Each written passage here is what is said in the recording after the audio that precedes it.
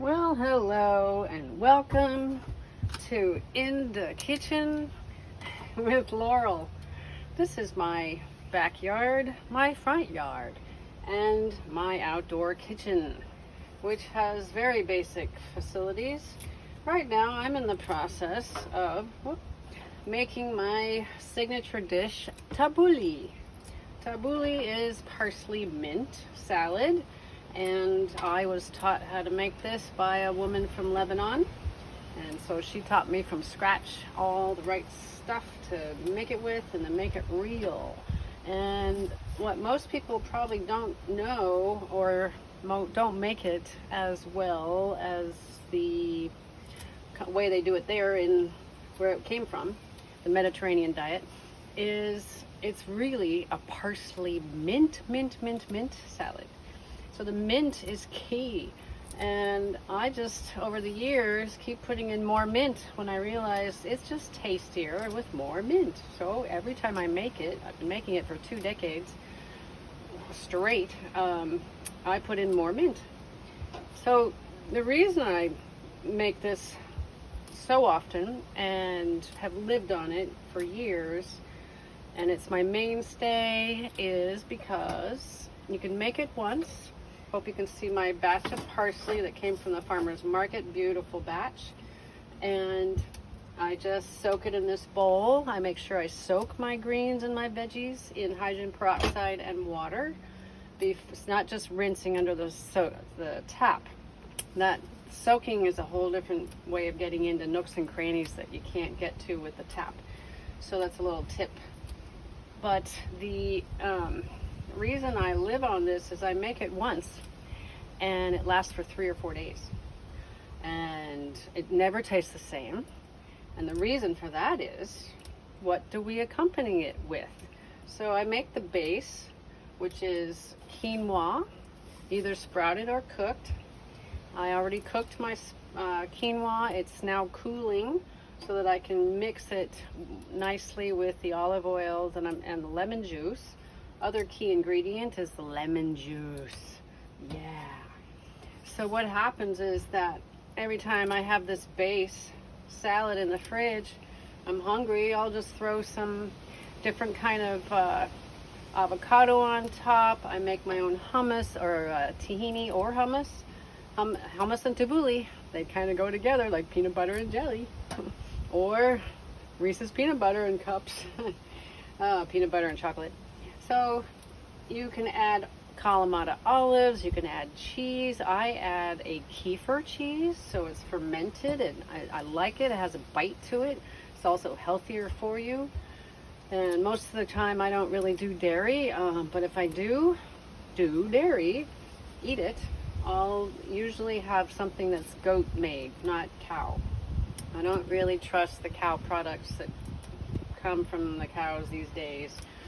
If you've seen what I've seen and how they are raised and all the rest of it. So now, so that makes this salad time efficient, cost efficient, and also the health quotient is up. And I'll tell you why. Lemon juice, alkaline, vitamin C. It's actually alkalizing. People think that citrus is actually the opposite. No, it's actually very alkalizing once it hits your body, your gut. So you've got a high amount of vitamin C in the lemon juice. You've got a high amount of iron and protein from the parsley. You have mint. I think there's some vitamin C in that as well. And then the quinoa is pure protein.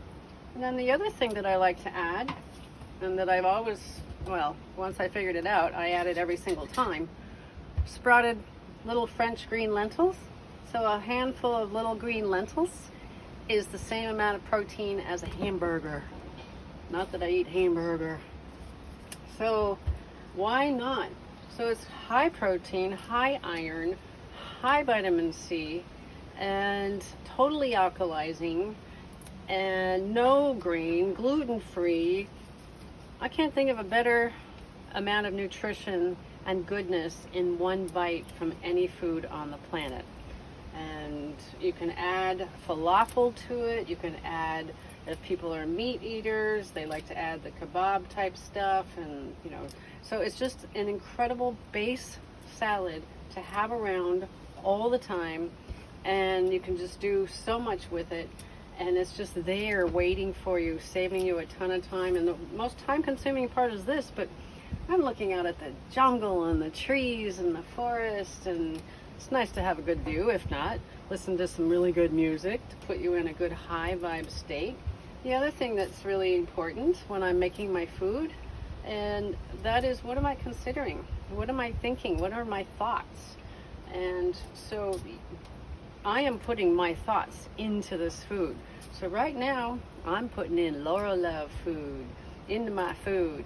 So I'm making this food for a friend, a client that I'm sharing this with, because she doesn't have time, and she's learning with me how to make fast food, healthy, simple, easy, and get out of the house and go have more fun instead of playing so much with the food. So that's why it's even more important I'm sharing this food with other people, to put my love into it. And it's so simple. And what can help with that is it's so simple that it doesn't sound like it would work, but it's really powerful. If you sit for 1 minute and have a little prayer moment, a little meditation moment, what are you going to put into your food today before you start chopping, cooking, uncooking, whatever you're going to do? Place that intention there, and you do that on a regular basis, it becomes habit. You won't believe how fast your life will you'll up the ante, you'll increase the frequency and vibration and the amount of joy. And really the bottom line is, I just put love and joy into my food, because why not? There ain't enough of that on the planet, it seems. It's all there, but we just seems to be covered up like a diamond, and that needs to be rubbed and polished. We all have the love and joy inside of us. So I am in the process of polishing my diamond in the rough. How about you? Look, I'm at the end of my parsley. Now I'm going to go down to the garden, and I'm going to pick my mint. And oh, don't forget, you can put your little cherry tomatoes on top. See, every time I make the salad, it's just a different salad, but it's the same dang salad every time. Not really. So have fun with it. Enjoy every bite, one bite at a time, moving yourself towards love and joy, and walking more in peace with your true self, your authentic self, following your heart, doing what pleases you and not what pleases other people. That actually comes first. And guess what happens when you please yourself first? Oh my gosh, you please other people even more. Okay, thanks for listening. I'm going to just share with you a little bit of my view here. I live in this cottage that's basically like a large tent to me, because it's all windows. There's the chicken coop and the very large trees. I look after the landscaping here. Over and out.